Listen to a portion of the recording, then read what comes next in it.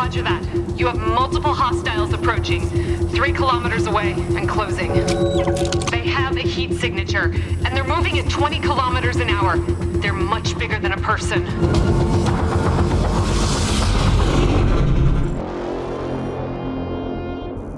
Apa yang sebenarnya telah terjadi dan makhluk apa yang sedang mereka hadapi? Kalem cenah, kita mundur dulu. 24 hari sebelum kejadian tadi, TKP berada di Moskow, diperlihatkan seorang prajurit bernama Oleg yang sedang berkencan dengan kekasih barunya bernama Alena. Tapi Sin beralih dulu ke Paris, di mana sesuatu yang entah apa itu namun sangat menganehkan terjadi di sana.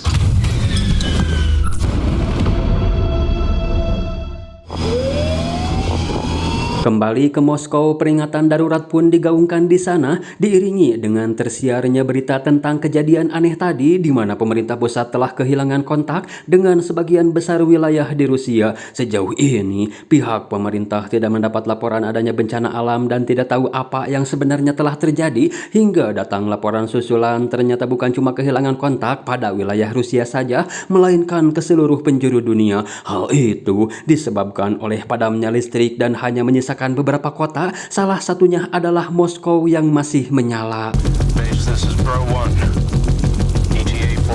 Beberapa pasukan dikirim untuk mencari informasi terutama di kota-kota besar Rusia. Mereka menyebut daerah yang terdampak dengan sebutan karantina, sementara zona yang tidak terdampak disebut sebagai lingkaran kehidupan.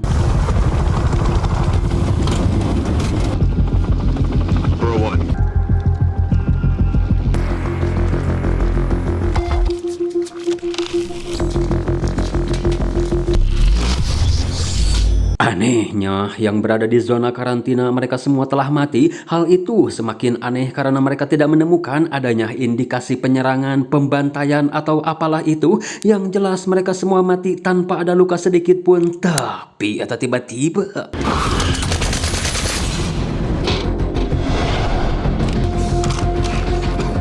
Everybody fire!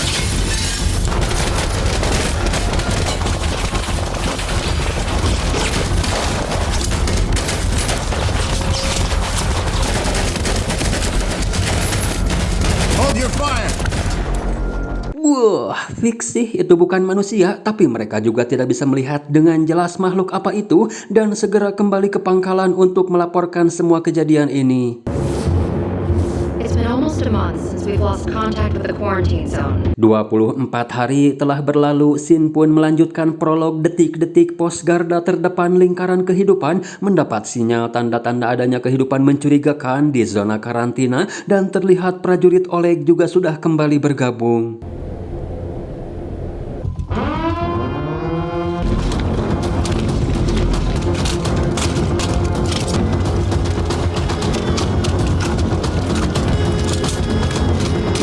Roger that.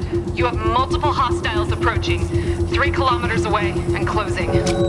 They have a heat signature, and they're moving at 20 kilometers an hour. They're much bigger than a person.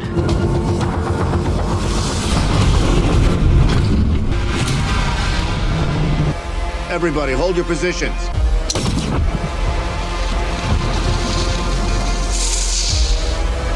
The targets are closing in. 500 meters. 300 meters. 150 meters. Fire!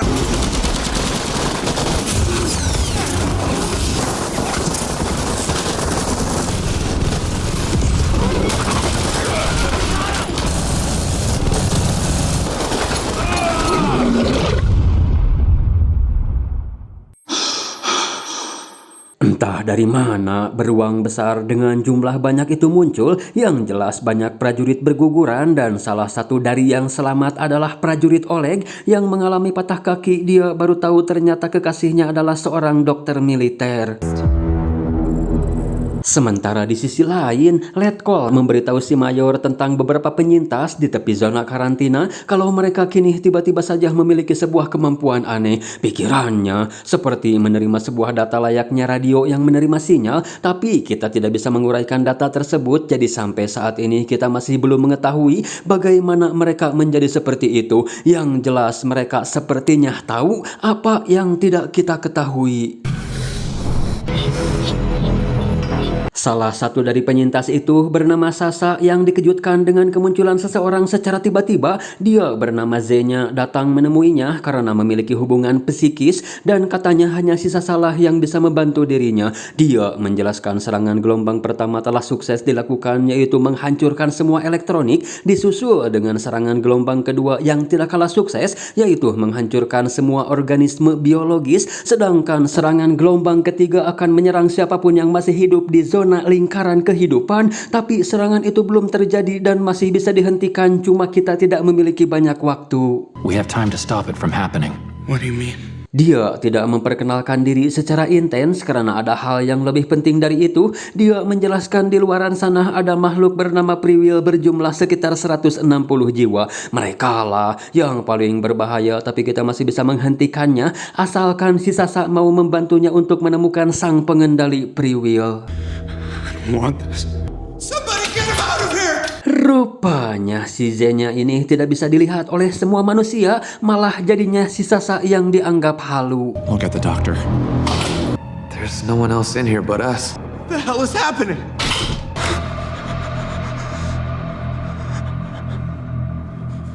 Beralih ke si Oleg yang dijenguk oleh temannya bernama Yura, tapi tidak lama dari itu si Alena datang untuk memeriksa keadaan si Oleg. Jadi si Alena sudah ngambil cuti buat si Oleg selama 3 hari untuk pulang ke Moskow menemui terapis fisik di sana. 3 hari sudah lebih dari cukup untuk kembali memulihkan lukanya.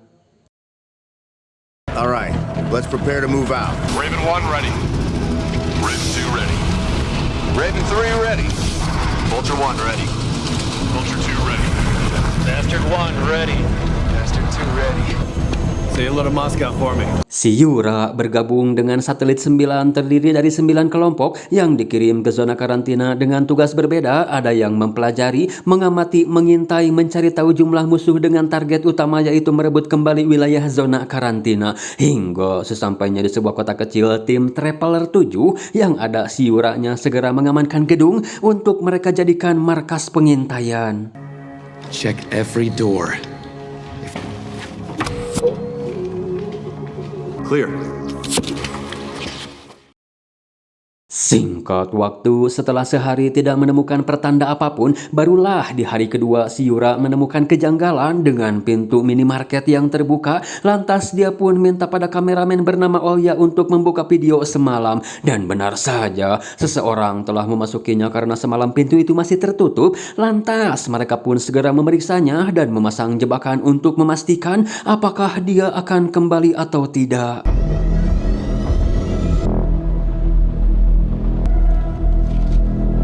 Si Sasa kembali didatangi seseorang yang berbeda dari sebelumnya. Dia bernama Id, jadi makhluk bernama Zenya yang menemuinya waktu itu. Kenapa tidak terlihat orang lain? Karena dia adalah makhluk psikis ciptaan si Id. Dan kenapa hanya si Sasa yang bisa membantu si Id? Itu karena waktu serangan gelombang pertama terjadi, posisi si Sasa ini berada tepat di perbatasan sehingga si Sasa tidak mati tapi hidup dengan tidak normal. Ibaratnya si pengendali ini ngebug, dia telah memasukkan data pada pikiran si Sasa, tapi si Sasanya sendiri malah tidak bisa dikendalikan. Alhasil kini si Sasa bisa melihat dengan sadar wujud dan di mana saat ini si pengendali berada.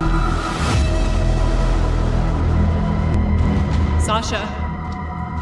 Mereka keburu ketahuan oleh si Letkol, namun dengan kemampuan telekinesisnya, si Id mampu mengendalikan para prajurit jadi balik menyerang, tapi itu hanya untuk memberitahu tanpa harus menjelaskan panjang lebar tentang kekuatan yang si Id miliki dan akan segera datang jutaan lagi makhluk sepertiku ke bumi. I'm on your side. We don't have much time, but if you hear me out, I'll try and convince you. Kembali ke tim 7 yang terus mengawasi supermarket, dia ternyata kembali ke sana. Lantas mereka pun segera bergegas dan menemukan seorang bocah pingsan karena terkena jebakan bom. Namun dia masih hidup. Setelah dibawa ke gedung, dia pun mulai sadar. Tapi eta tiba-tiba, I'll take you up to...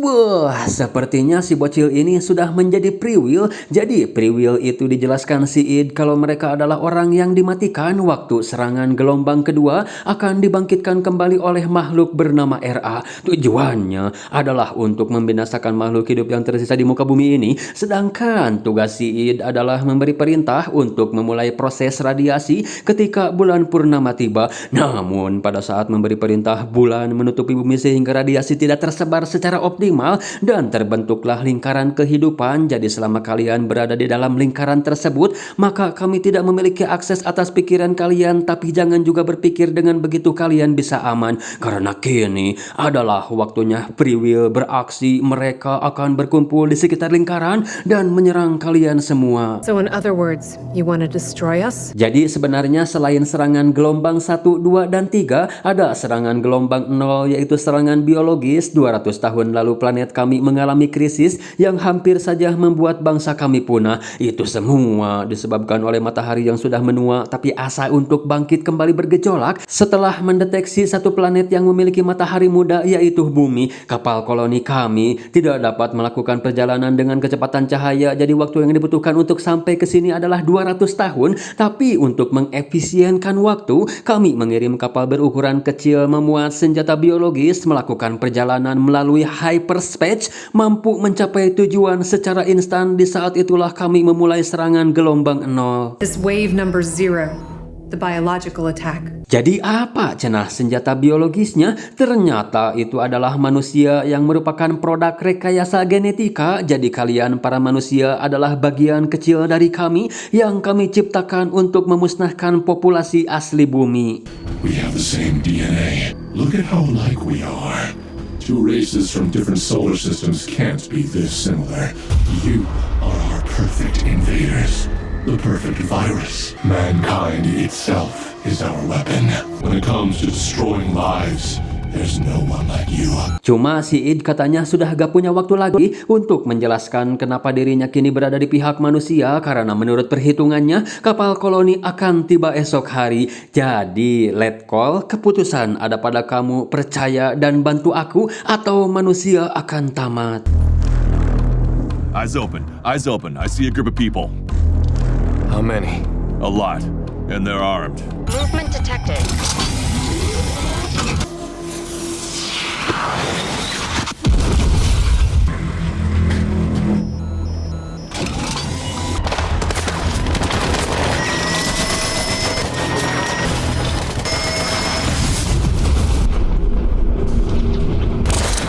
From everywhere!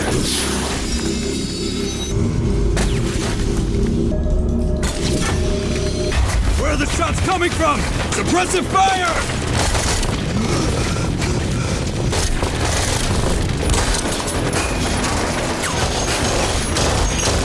Let's get out of here! Now! Now! Radio in the attack! One injured!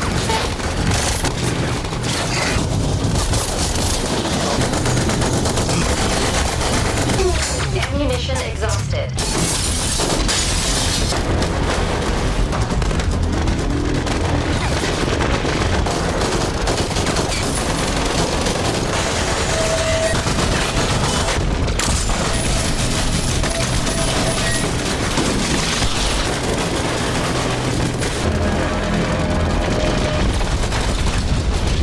I see you. There you are. Take cover!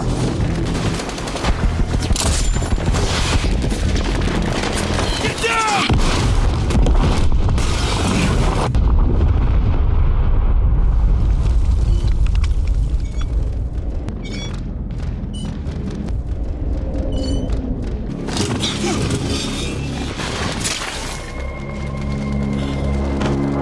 Olia!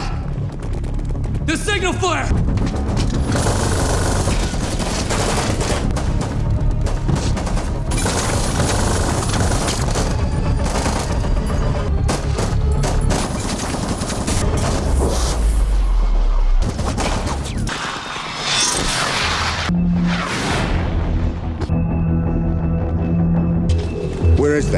16.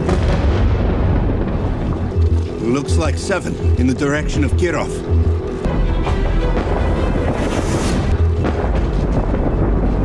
The war has begun.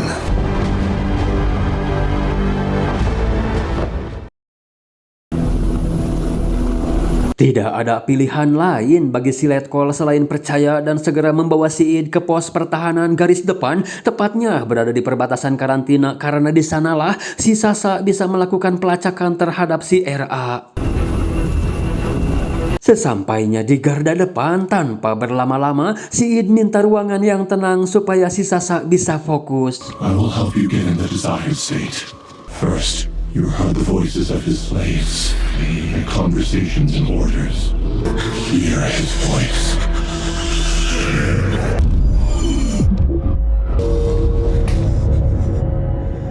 I know where he is.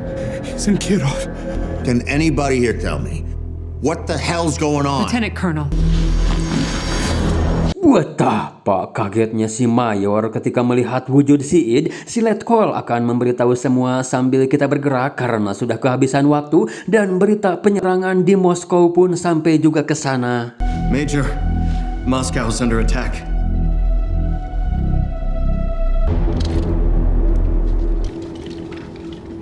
They retreated. Hold the door. Why are they attacking us? We don't know that yet. We have a bigger problem. We need to get out of here.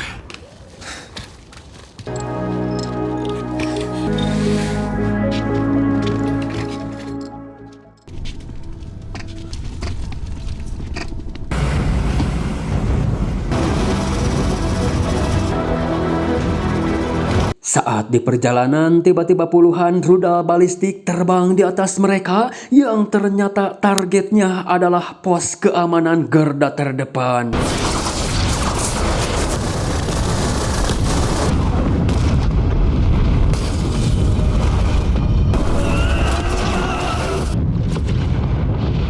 Sin beralih ke si Yura yang sedang berusaha kembali ke pos, tapi lagi-lagi mereka mendapat serangan dadakan. Get down!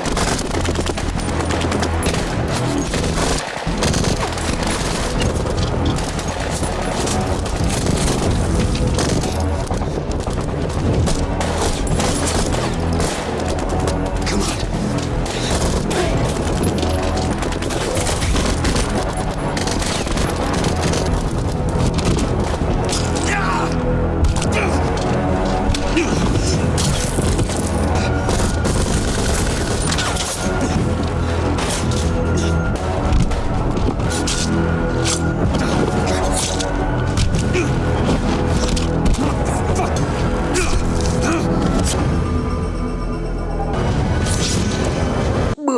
Hanya tinggal mereka berdua saja, gengs, yang selamat.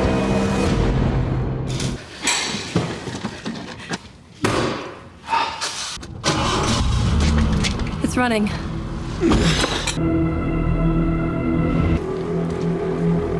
Ternyata si Oleg juga ada di satelit 9 bersama si Alena.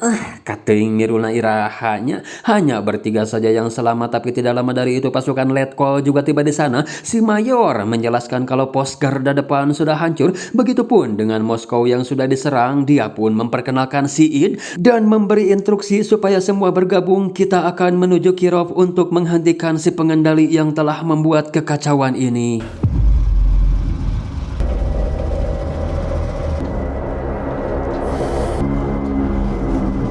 Saat di perjalanan, si Id sempat mempengaruhi si Yura, menjadikan si Yura pede kalau dirinya adalah pasukan terkuat di bumi dan siap untuk membantu si Id. You're all asleep, but you, Yura, woke up.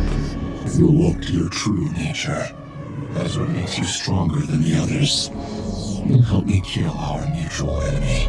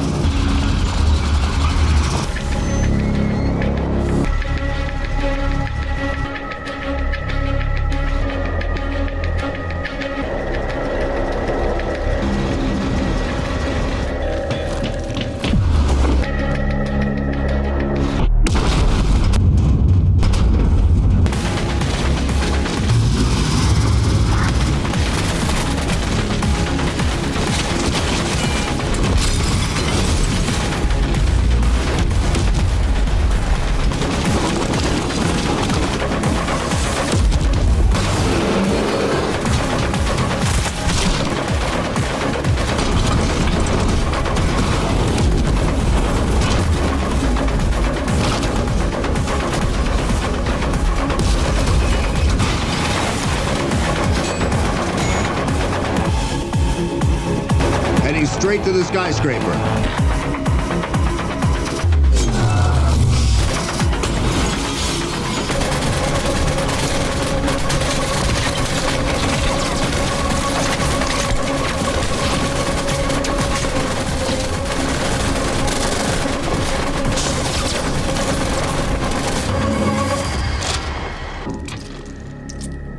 Mereka membagi tugas menjadi dua tim. Sid pergi ke atas gedung ditemani oleh Siura dan beberapa prajurit lain, sedangkan sisanya akan menghadang Priwill.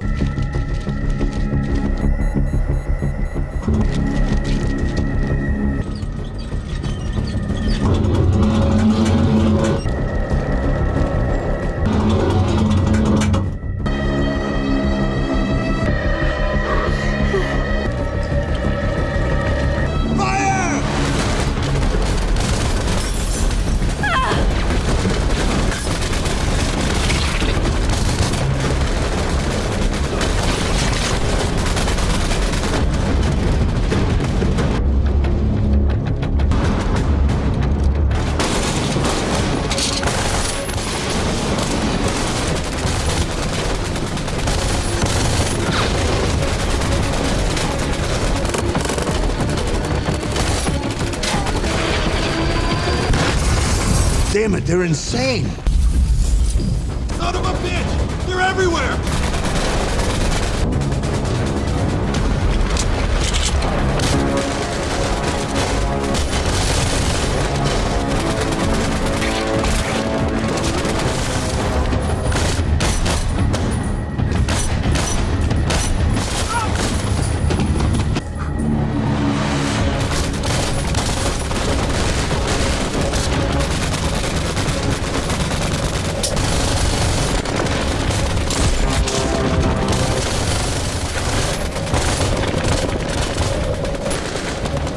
We need to take a small team to the neighboring building. All right, let's fall back.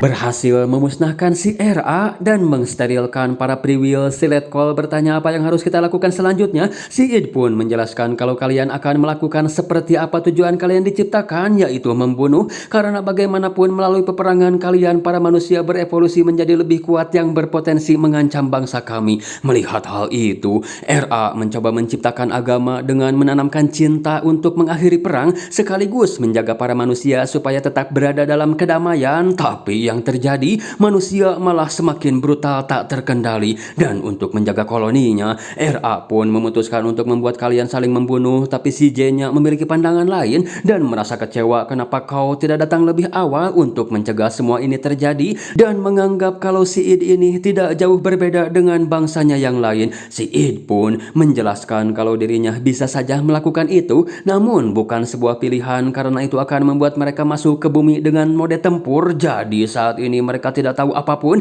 dan inilah kesempatan kita untuk menghancurkan mereka. You let them kill people for nothing, just to make your plan work. Wah, jadi sudah ketebak ya gengs, masalahnya ini adalah soal angka. Si Id mengorbankan miliaran manusia hanya untuk memuluskan rencananya, yaitu menguasai bumi seorang diri. Dan itu dia benarkan dengan mengklaim kalau saat ini akulah Tuhan kalian. I am the god you deserve. Seketika si Alena pun menodongkan bedil, tapi dicegah si Yura yang otaknya sudah si Id cuci. Melihat perdebatan mereka, si J-nya pun memanfaatkannya untuk membunuh si Id. Tapi kemampuan telekinesis si Id membuat si J-nya salah target, malah ke si Letkol. Si Oleg tidak tinggal diam, tapi lagi-lagi dia dihadang si Yura. Perkelahian di antara mereka pun sudah tidak bisa terhindarkan lagi.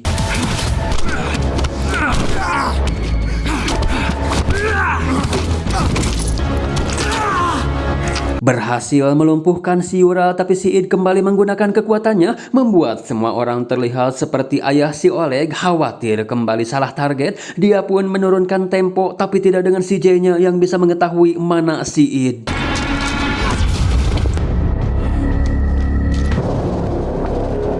Jadi gitu gengs, para alien ini tidak memiliki keabadian. Memang bisa meregen sel yang rusak, tapi kematian tidak bisa dihindari jika mereka dibunuh.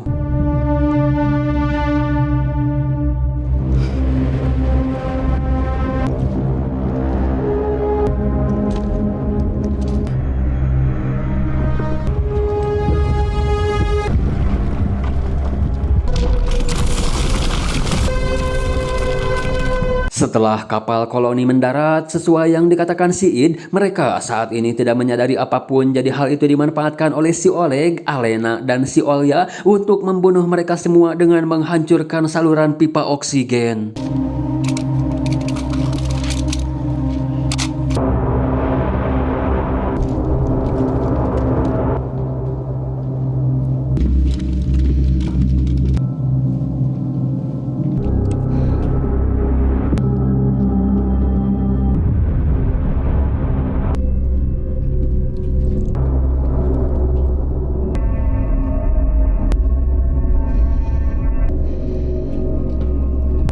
They're all sleeping.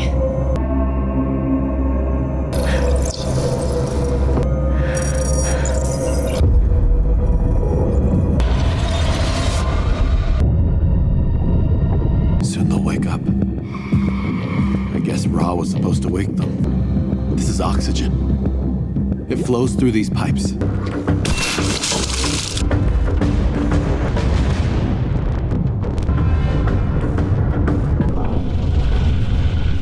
Let's make sure they don't wake up.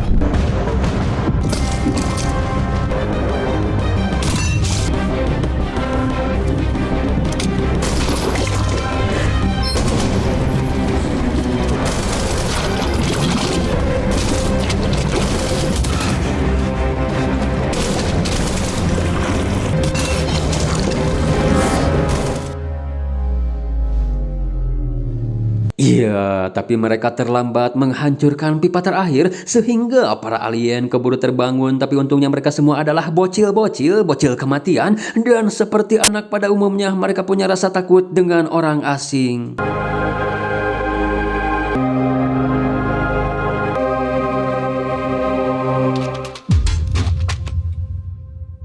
Tamat. Jadi bagaimana cenah menurut kalian? Kira-kira apa yang akan mereka lakukan setelah itu? Katanya, maaf ya gengs, uploadnya lama terus. Insya Allah setelah ini mah kita lagi.